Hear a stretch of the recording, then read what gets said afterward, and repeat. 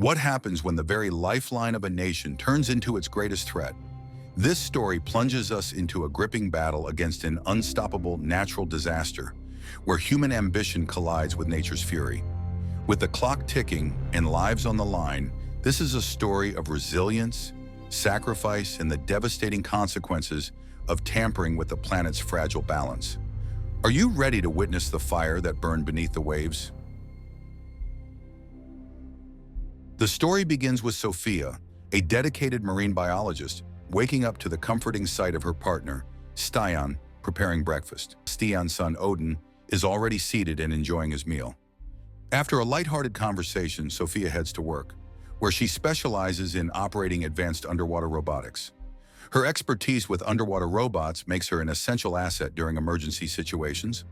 At work, she shares a strong and supportive bond with her coworker, Arthur. Sophia receives an urgent call for assistance in a critical situation. Before departing, she and Arthur gather the necessary equipment and meet William, who requires them to sign a non-disclosure agreement.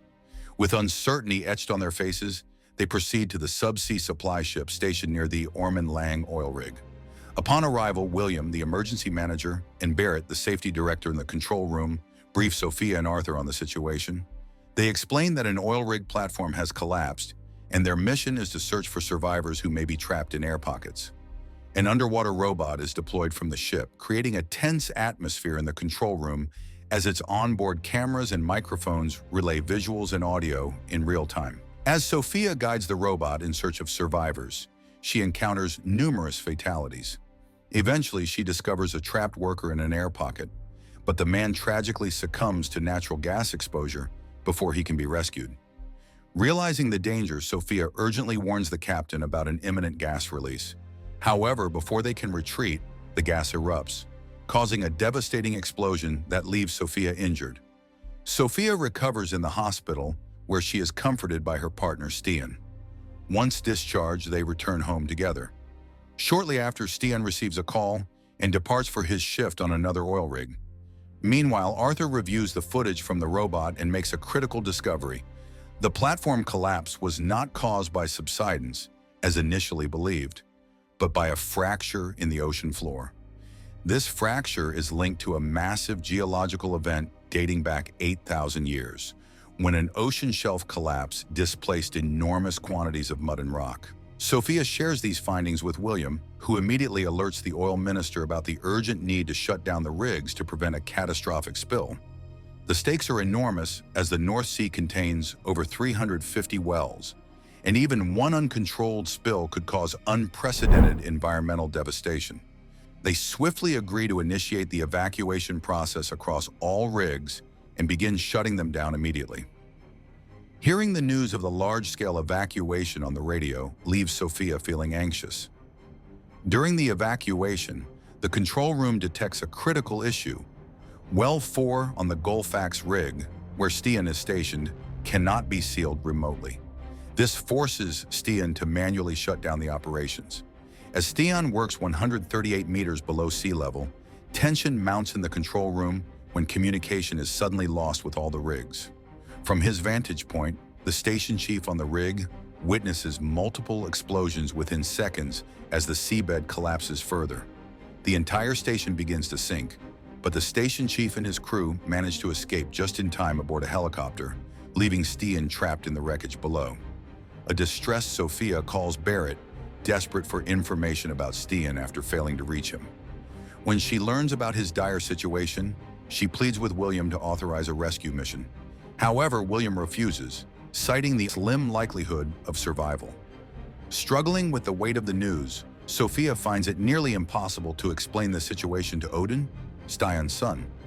She checks the active cameras on the rig and breaks down as she watches footage of Stian just moments before the disaster. Suddenly, the sensors detect movement on the rig, hinting that Stian might still be alive. Desperate to save Stian, Sophia calls in a favor and flies to the rig, accompanied by Arthur. Upon arrival, they find the station's deck already destroyed, forcing the pilot to lower them onto the platform. The pilot urges them to locate Stian quickly.